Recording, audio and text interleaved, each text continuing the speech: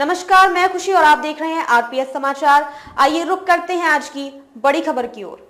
जम्मू कश्मीर और हरियाणा के साथ क्यों नहीं कराए जा रहे महाराष्ट्र झारखंड के चुनाव, ईसी ने बताई वजह। जम्मू कश्मीर और हरियाणा में विधानसभा चुनाव की तारीखों का ऐलान हो गया है। शुक्रवार को चुनाव आयोग ने दोनों राज्यों में चुनावी कार्यक्रम की घोषणा कर दी। जम्मू कश्मीर में आर्टिकल 370 हटने के बाद पहला विधानसभा चुनाव है। ऐसे में चुनाव आयोग ने खास तैयारी की है। यहाँ 3 चरणों में चुनाव होंगे। वहीं हरियाणा में एक ही फेज में वोटिंग होगी।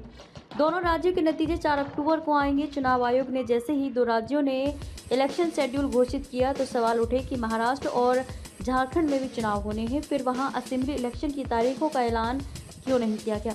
इस पर चुनाव आयोग ने जवाब दिया है।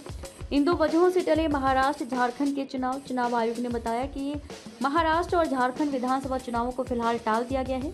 इसके 2 कारण बताए जा रहे हैं। पहली वजह जम्मू कश्मीर के चुनाव है और दूसरा कारण महाराष्ट्र के कई इलाकों में बाढ़ के हालात है।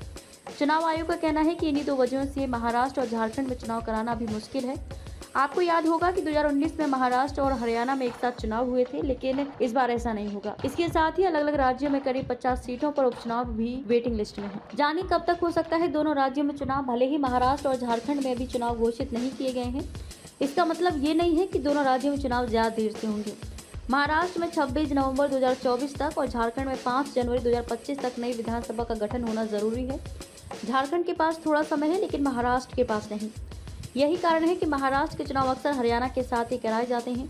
हरियाणा विधानसभा का कार्यकाल 3 नवंबर 2024 को समाप्त हो रहा है, जो महाराष्ट्र से कुछ ही दिन पहले है। दिल्ली में 23 फरवरी 2025 तक नई विधानसभा का गठन होना है, जो झारखंड की समय सीमा से 1 महीने बाद है। सीईसी राजीव कुमार ने क्या कहा। मुख्य चुनाव आयुक्त राजीव कुमार ने शुक्रवार को प्रेस कॉन्फ्रेंस में बताया कि महाराष्ट्र चुनाव को इस बार अलग से क्यों कराया जा रहा है। उन्होंने कहा कि जम्मू कश्मीर का चुनाव कार्यक्रम एक नया पहलू है, जो 2019 के चुनावी चक्र में नहीं था। जम्मू कश्मीर में चुनाव होने से सुरक्षा के मद्देनजर कई चुनौतियां हैं। हाल ही में हुए आतंकी हमलों और 1 दशक बाद जम्मू कश्मीर में विधानसभा चुनाव के मद्देनजर ईसीआई के पास बहुत काम है। इसलिए ईसीआई अभी सिर्फ हरियाणा जैसे छोटे राज्य में ही चुनाव करा पाएगा।